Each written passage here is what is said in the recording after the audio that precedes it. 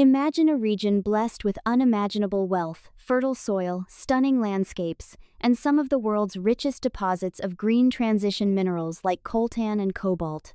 Yet, instead of prosperity, this wealth has fueled decades of relentless conflict. Recently, the world's attention has been pulled back to the Eastern Democratic Republic of Congo, specifically South Kivu, where intensified fighting involving the M23 rebel group and government-allied forces has reached a critical, highly volatile flashpoint. This isn't just a localized skirmish, it is a complex, multi-layered geopolitical crisis. To truly understand what is happening behind the headlines, we need to look past the immediate chaos and analyze the strategic, economic, and political forces driving this tragedy. It is a devastating reality, and to make sense of it, we have to dissect the crisis using structured strategic frameworks.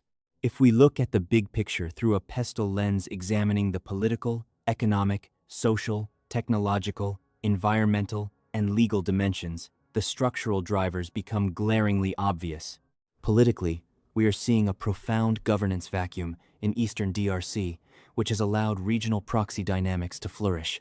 Economically, the illegal exploitation of high-value minerals like gold and tin acts as a self-sustaining funding mechanism for armed groups.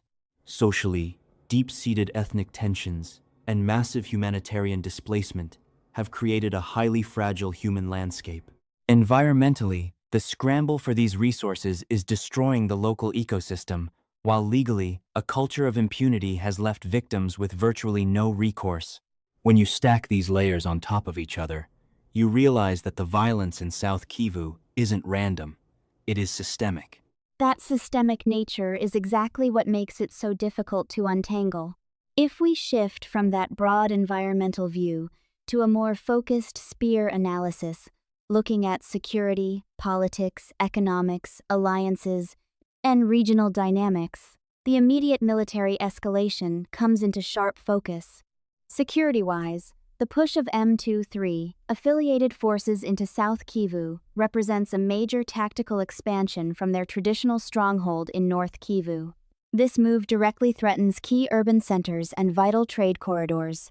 Politically, the Congolese government is under immense domestic pressure to project strength and protect its sovereignty. This brings us to the alliance dimension. Kinshasa has increasingly relied on a complex coalition of government-allied forces, including local Wazalendo militias, Eastern European private military contractors, and regional deployments like the Southern African Development Community Mission, known as SAMA-DRC. But these overlapping alliances often suffer from fragmented command structures, creating a highly unpredictable security environment.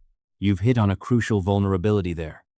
When we look at the strategic posture of the primary actors, we can apply a MOST analysis examining their mission, objectives, strategy, and tactics. For the Congolese government, the mission is absolute territorial integrity. Their objective is the complete neutralization of M23 and other rebel factions. Their strategy relies on building these broad, multinational coalitions, while their tactics involve heavy artillery deployments and leveraging local armed groups as proxy forces. On the flip side, look at M23. Their stated mission is to protect minority populations and counter hostile groups like the FDLR, but their strategic objective is clearly to secure territorial control, establish political leverage, and dominate key economic choke points. Their tactics are highly sophisticated, utilizing advanced mobile infantry maneuvers, modern weaponry, and sophisticated communication networks to outmaneuver the state's forces. That contrast in capabilities brings us naturally to a SWOT analysis of the situation.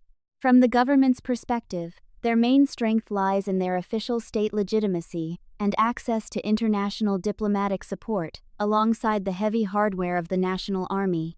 However, their weaknesses are glaring. Rampant internal corruption, poor logistical support for frontline soldiers, and a heavy, disorganized reliance on irregular militias that are difficult to control. The opportunity for Kinshasa lies in successfully mobilizing regional bodies like SADC to tip the military balance in their favor. But the threat is existential. A prolonged war of attrition could lead to complete state collapse in the east, triggering a catastrophic humanitarian emergency that could destabilize the entire Great Lakes region of Africa. And if we look at M23 through that same SWOT matrix, their strengths are undeniable. They possess a highly disciplined, well-equipped, and tactically superior fighting force with short, efficient supply lines, allegedly bolstered by external regional support.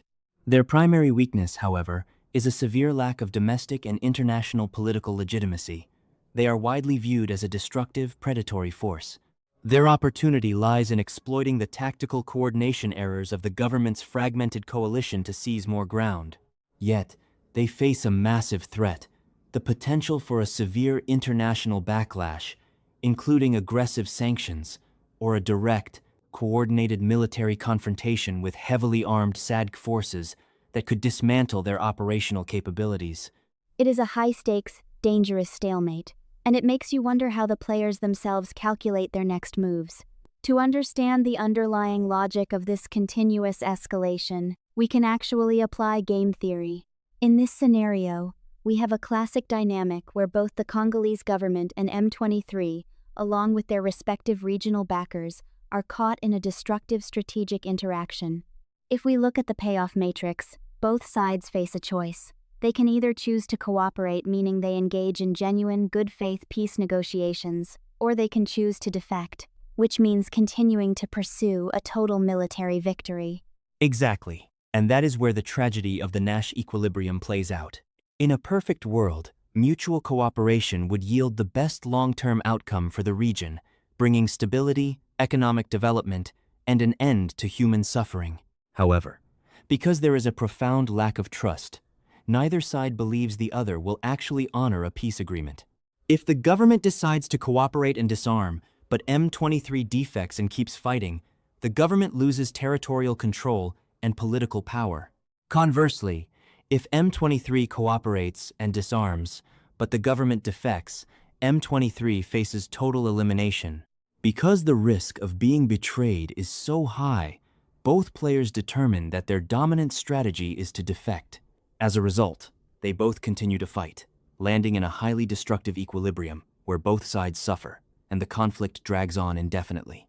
It's a classic prisoner's dilemma, but played out with real lives, real weapons, and devastating real-world consequences. It raises profound questions about how we can break such a cycle of mutual distrust when the incentives are so heavily weighted toward continued conflict. It really does, and it highlights why understanding these complex dynamics is so vital. If you find yourself fascinated by these deep strategic analyses, we have a quick recommendation for you. We want to take a brief moment to tell you about The New Sentinel. The New Sentinel is a podcast dedicated to providing in-depth discussions and deep dives into a wide array of topics. From the glitz and glamour of pop culture to the strategic intricacies of military operations, we cover it all. Each episode is thoughtfully crafted to offer listeners a comprehensive understanding of the subject matter, featuring expert interviews, detailed analysis, and engaging storytelling. Whether you're a pop culture enthusiast or someone with a keen interest in global security, The New Sentinel has something for everyone. Tune in, view, subscribe, and comment to stay informed and entertained. And if you are an entrepreneur, we can help you grow. Reach out to us, and we can help you advertise your product or service to our engaged, curious audience. Now, let's get back to our discussion. Returning to that strategic stalemate in South Kivu, the real challenge in breaking this game-theoretic loop is the lack of a credible neutral guarantor. In traditional game theory, to move players from a destructive Nash equilibrium to a cooperative one, you need an external force that can enforce rules and punish defection. Historically, the United Nations peacekeeping mission, MONUSCO, was supposed to play that role, but over time, it lost the trust of both the local population and the government, leading to its gradual withdrawal. Without a strong neutral arbiter to verify disarmament and guarantee the security of all parties, both sides feel they have no choice but to keep their hands on their triggers. Which brings us to the regional dimension of the game. This isn't just a two-player game between Kinshasa and M23. It is a multiplayer game involving neighboring countries, particularly Rwanda and Uganda, each with their own national security concerns and economic interests. When neighboring states view the Eastern DRC through the lens of their own security dilemmas, any move by one actor is perceived as a direct threat by another. For instance, the presence of the FDLR, a militia hostile to Kigali, leads Rwanda to take a highly active, defensive posture. Meanwhile, Uganda seeks to protect its economic investments and counter its own rebel threats, like the ADF, further north. It becomes a nested game, where local conflicts are constantly amplified by regional geopolitical rivalries. That is a critical point. The local actors are essentially playing a short-term game of tactical survival and resource accumulation, while the regional actors are playing a long-term, strategic game of regional hegemony and security buffering. This misalignment of time horizons and objectives makes a comprehensive peace agreement incredibly elusive.